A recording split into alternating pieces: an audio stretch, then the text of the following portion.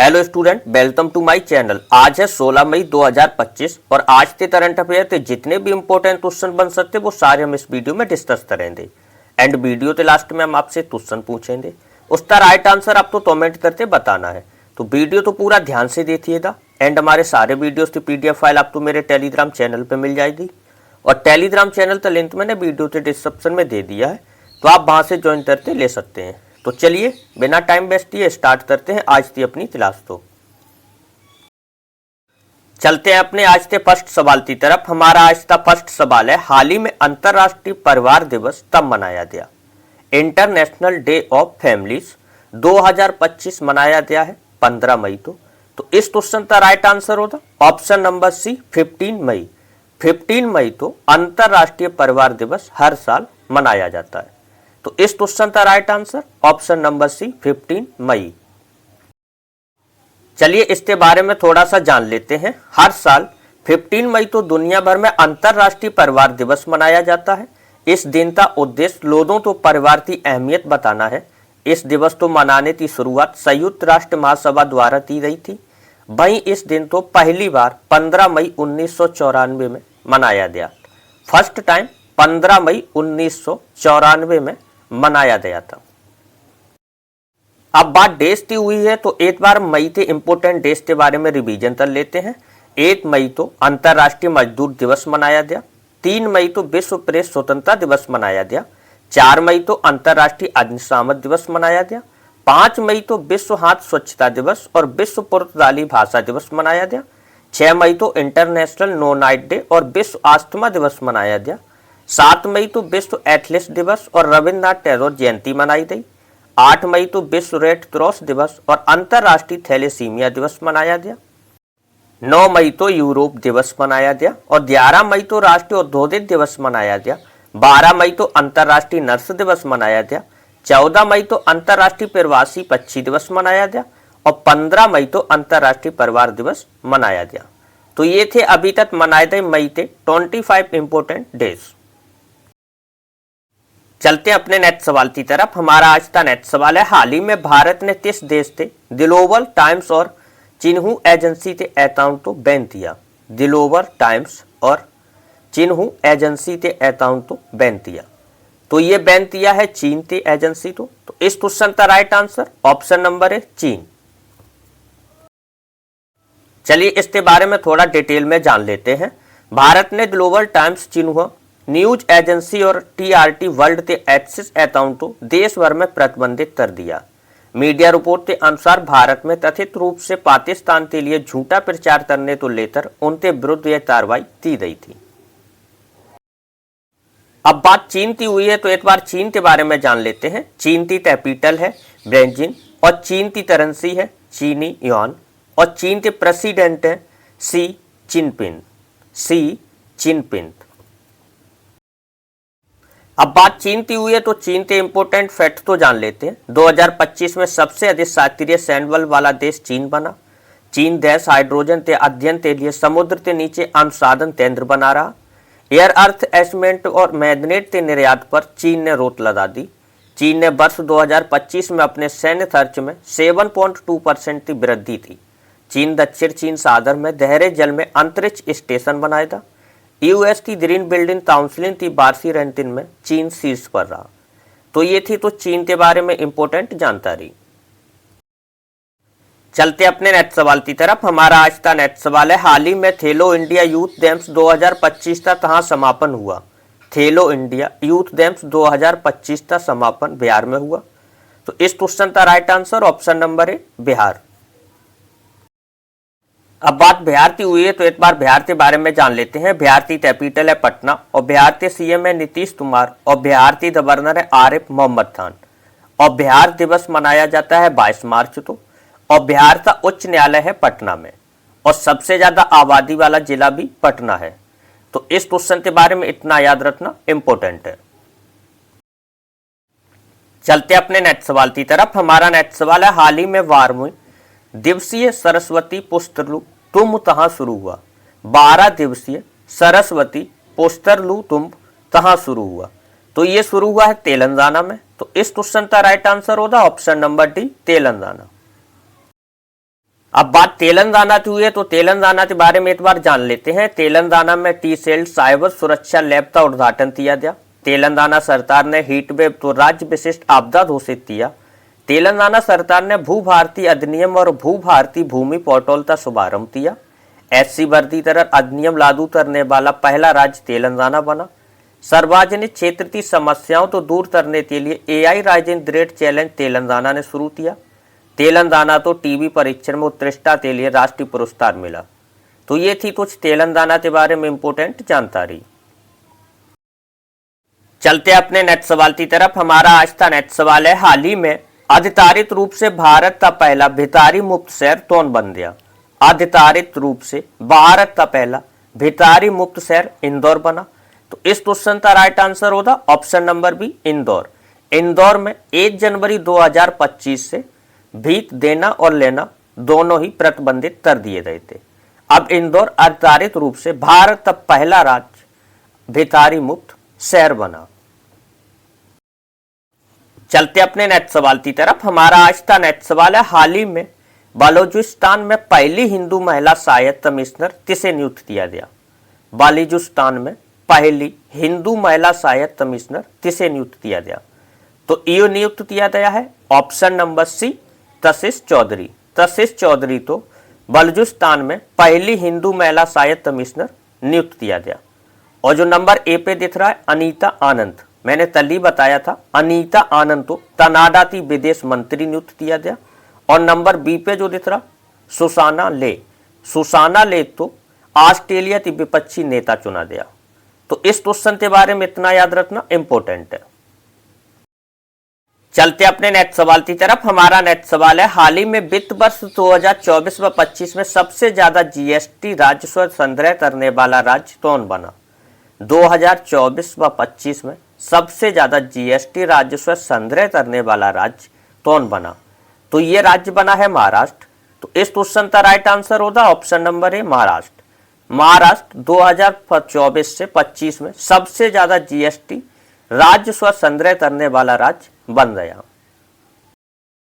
अब बात महाराष्ट्र की हुई है तो एक बार महाराष्ट्र के बारे में जान लेते हैं। महाराष्ट्र की कैपिटल है मुंबई और महाराष्ट्र के सीएम है देवेंद्र फडणवीस और महाराष्ट्र के गवर्नर है सीपी राधाकृष्णन। सीपी राधाकृष्णन। चलिए महाराष्ट्र के बारे में कुछ इंपोर्टेंट जानकारी तो देख लेते हैं। टेयर एज राज्य रैंकिंग 2025 में महाराष्ट्र शीर्ष पर रहा। महाराष्ट्र सरकार ने प्रति रिक्शा योजना शुरू की।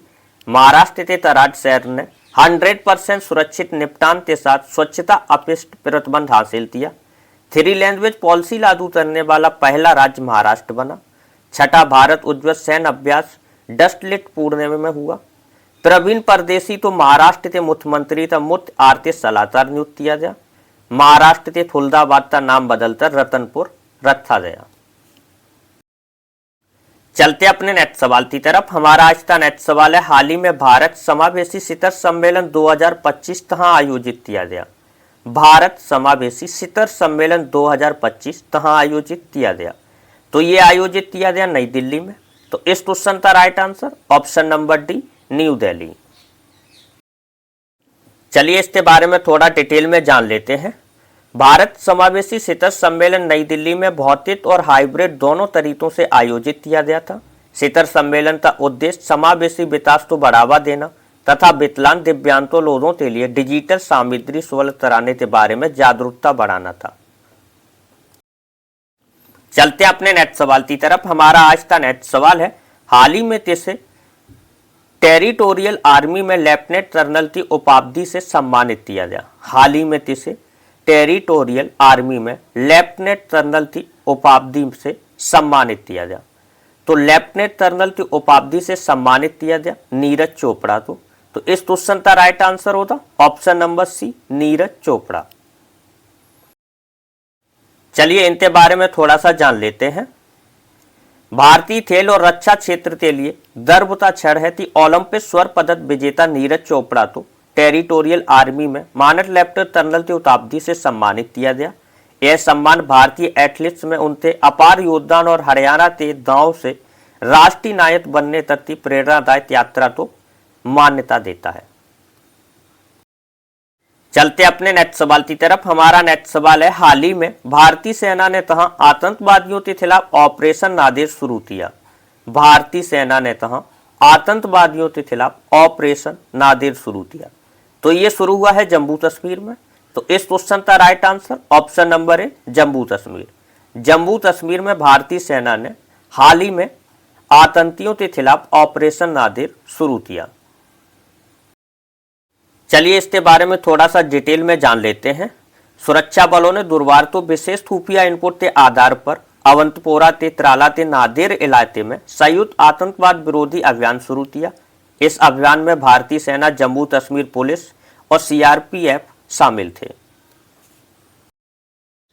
चलते अपने नेक्स्ट सवाल की तरफ। हमारा आज का नेक्स्ट सवाल है, हाल ही में लॉजिस्ट पार्क के लिए ब्लैक स्टोन के साथ समझौता किसने किया? हाल ही में लॉजिस्ट पार्क के लिए ब्लैक स्टोन के साथ समझौता किस राज्य ने किया? तो ये समझौता किया है महाराष्ट्र ने। तो इस क्वेश्चन का right answer option number C, Maharashtra. चलिए इसके बारे में थोड़ा डिटेल में जान लेते हैं। हाल ही में औद्योगिक विकास और रोजगार सृजन को बढ़ावा देने के लिए महाराष्ट्र सरकार ने वैश्विक निवेश फॉर्म ब्लैक स्टोन ग्रुप के साथ एक महत्वपूर्ण समझौता ज्ञापन पर हस्ताक्षर किए। इस समझौते के तहत राज्य में रणनीतिक स्थानों पर 10 से अधिक लॉजिस्टिक और औद्योगिक पार्कों का विकास किया जाएगा। अब बात महाराष्ट्र की हुई है, तो महाराष्ट्र से रिलेटेड कुछ इंपोर्टेंट फैक्ट को जान लेते हैं। 1 मई को महाराष्ट्र का 65वां स्थापना दिवस मनाया गया। महाराष्ट्र सरकार ने पी-ई-रिक्शा योजना शुरू की। आलोक जोशी को राष्ट्रीय सुरक्षा सलाहकार बोर्ड का प्रमुख नियुक्त किया गया। खेलो इंडिया यूथ गेम्स 2025 की मेजबानी बिहार ने की। यूएई के इंटरपोल की गवर्नेंस समिति की अध्यक्षता संभाली। केरल वरिष्ठ नागरिक आयोग स्थापित करने वाला पहला राज्य बना। जापान की जनसंख्या में लगातार 14वें साल गिरावट देखी गई। चलते अपने नेक्स्ट सवाल की तरफ। हमारा आज का नेक्स्ट सवाल है, हाल ही में किस राज्य के मुख्यमंत्री ने डिजिटल अपराध विरोधी पोर्टल लॉन्च किया? किस राज्य के मुख्यमंत्री ने डिजिटल अपराध विरोधी पोर्टल लॉन्च किया? तो ये लॉन्च किया है गुजरात ने। तो इस क्वेश्चन का right answer option number D, Gujarat. अब बात गुजरात की हुई है, तो गुजरात के बारे में जान लेते हैं। गुजरात की कैपिटल है गांधीनगर और गुजरात के सीएम है भूपेंद्र भाई पटेल और गुजरात की गवर्नर है आचार्य देवव्रत और गुजरात की स्थापना हुई थी 1 मई 1960 को। अब चलिए गुजरात के कुछ इंपोर्टेंट फैक्ट के बारे में जान लेते हैं। गुजरात में भारत का सबसे लंबा समुद्र तट है जिसकी लंबाई 1600 किलोमीटर है। गुजरात भारत का सबसे बड़ा हीरा उत्पादक राज्य है। गुजरात भारत का सबसे बड़ा दूध उत्पादक भी राज्य है। गुजरात में भारत में सबसे अधिक हवाई अड्डे हैं जिनकी संख्या 17 है। गुजरात राज्य में 182 मीटर लंबी स्टैचू ऑफ यूनिटी है। गुजरात के सूरत वह स्थान था जहां ब्रिटिश ईस्ट इंडिया कंपनी पहली बार आई थी। गुजरात के गांधी जी ने ही दांडी यात्रा प्रसिद्ध दांडी गुजरात में स्थित है। चलते अपने नेक्स्ट सवाल की तरफ। हमारा आज का नेक्स्ट सवाल है, हाल ही में किस बैंक ने चौथी तिमाही में शुद्ध लाभ में 33% की वृद्धि दर्ज की? किस बैंक ने चौथी तिमाही में शुद्ध लाभ में 33% की वृद्धि दर्ज की?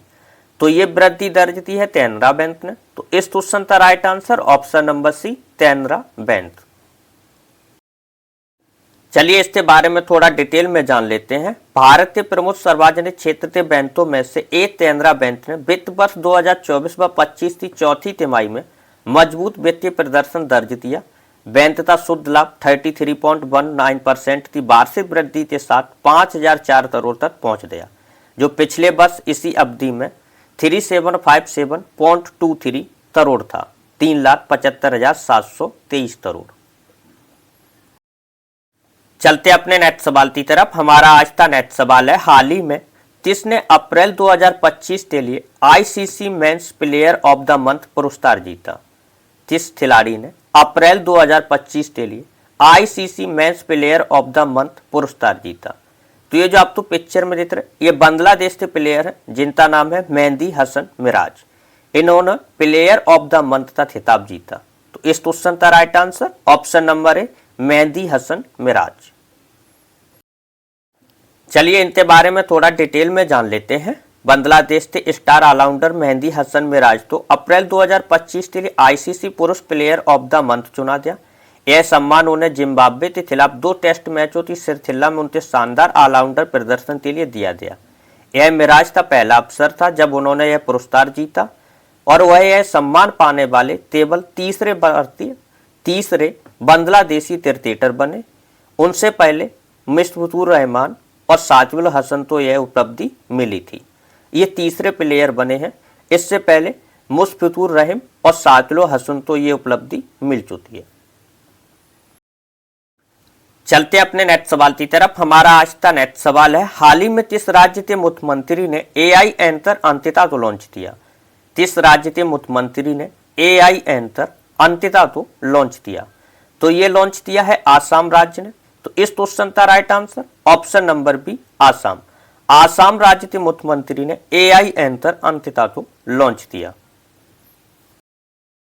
अब बात आसाम की हुई है तो आसाम के बारे में भी जान लेते हैं। आसाम की कैपिटल है दिसपुर और आसाम के सीएम है हेमंत बिस्वा शर्मा और आसाम के गवर्नर है लक्ष्मण आचार्य। तो इतना आसाम के बारे में याद रखना इंपोर्टेंट है।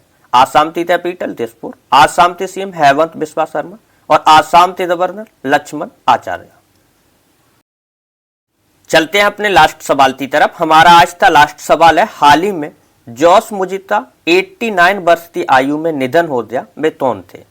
तो जॉस मुजिब उद्वे के पूर्व राष्ट्रपति थे जिनका 89 वर्ष की आयु में निधन हो गया। तो इस क्वेश्चन का राइट आंसर होता ऑप्शन नंबर सी राजनीति।